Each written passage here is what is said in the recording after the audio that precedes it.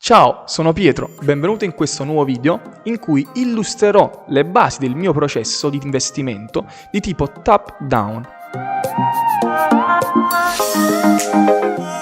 Con scadenza periodica mensile analizzo i dati macroeconomici, individuo il ciclo e il quadrante economico e facendo una prima analisi dall'alto scendo fino al paniere su cui investire, proseguendo con un'analisi dal basso fino alla selezione del titolo specifico da acquistare. Nelle lezioni precedenti ti ho illustrato il significato dei termini macroeconomici più importanti. Se te lo sei perso ti lascio il link all'interno della descrizione del video. Oggi capiremo l'importanza di aver compreso il vero significato finanziario di questi termini, che stanno alla base dei cicli economici. I cicli economici si distinguono in 6 fasi. Fase 1, contrazione. Abbiamo le obbligazioni che sono in fase rialzista, le azioni che sono in fase ribassista e le materie prime che sono in fase ribassista. Emergono gli effetti inevitabili di un sistema capitalistico nel quale il troppo ottimismo genera errori nella fase di espansione. La fase 2 è la recessione. Le obbligazioni sono in fase rialzista, le azioni neutrale ribassista, materie prime in fase ribassista. La recessione implica 2 decrementi consecutivi del PIL. Le banche centrali riducono i tassi di interesse e si chiama depressione invece se avvengono 3 decrementi consecutivi del PIL. In un contesto di bassi tassi di interesse però può emergere riluttanza da parte in particolare di banche e istituti finanziari nell'investire e prestare denaro a tassi bassi rispetto al rischio di insolvenza, soprattutto durante una fase di crescita dei ricavi nulla. Durante una deflazione i rendimenti delle azioni sono negativi e nulli perché non c'è tendenza al consumo di beni non necessari. Nella fase 3 abbiamo una ripresa, ovvero obbligazioni rialziste, azioni rialziste e materie prime neutrali rialziste. Una banca centrale ha principalmente 2 compiti: garantire la massima occupazione e mantenere i prezzi stabili. Dopo la crisi del 2008, oltre a tagliare i tassi fino allo 0%, è stato introdotto il QE, ovvero il Quantitative Easing, aumentando considerevolmente l'offerta di moneta circolante con illimitate iniezioni di liquidità, invadendo sia i mercati finanziari per evitare un loro crollo, comprando obbligazioni governative, corporate e ETF.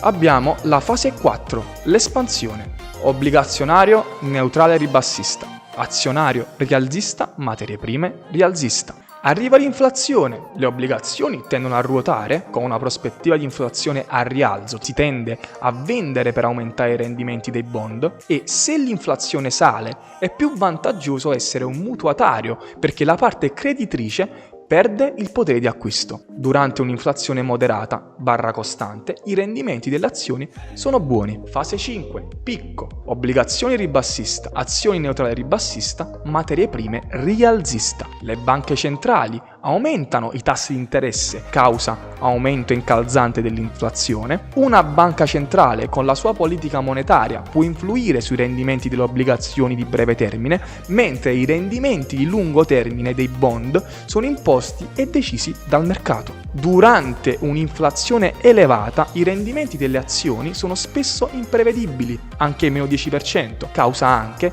per la carenza e aumento dei prezzi delle materie prime, che possono impattare negativamente sui margini degli utili. In questa fase si scontano i prossimi momenti di crisi, eventuali fasi di tensioni geopolitiche, guerre, dove i paesi che performano meglio sono quelli ricchi di materie prime, Brasile per esempio. Fase 6, rallentamento, obbligazioni neutrali ribassiste, azioni ribassiste, materie prime neutrali e ribassiste. Abbiamo una flessione del PIL e possibile riduzione di inflazione dopo l'aumento dei tassi di interesse. Meno credito, si tende a spendere di meno. Se l'inflazione scende, conviene prestare denaro. Per tale motivo, i governi che prendono denaro in prestito non vogliono mai un'inflazione a zero o peggio una deflazione. Una volta capiti tali concetti, risulta importante individuare il regime macroeconomico ed investire di conseguenza.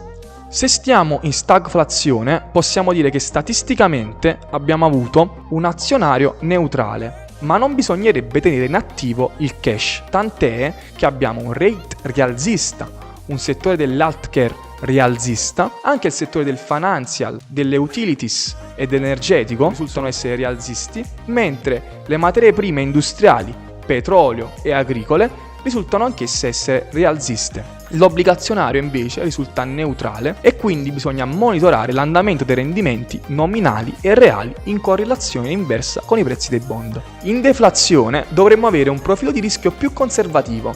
È importante avere cash per fare buoni acquisti. Come settori performanti abbiamo le utilities, l'healthcare, il dollaro che potrebbe essere adottato come un bene rifugio, l'oro, le obbligazioni di lungo termine. Questi risultano essere tutti settori neutrali rialzisti, mentre le materie prime industriali risultano essere ribassiste. In reflazione dovremmo avere un profilo di rischio più aggressivo per via della politica di stimoli per aumentare la produttività. Le aziende growth, tech, i consumer discretionary, l'energetico, gli industriali, le small cap sono tutte rialziste. Il settore banking anche risulta essere rialzista, le banche infatti guadagnano da soldi presi in prestito a tassi bassi di breve termine, prestando a tassi di lungo termine più alti. Le materie prime industriali risultano essere rialziste, le valute dei mercati emergenti e le obbligazioni rialziste, mentre le obbligazioni nominali ribassiste e l'oro neutrale ribassista. Anche il dollaro risulta essere ribassista.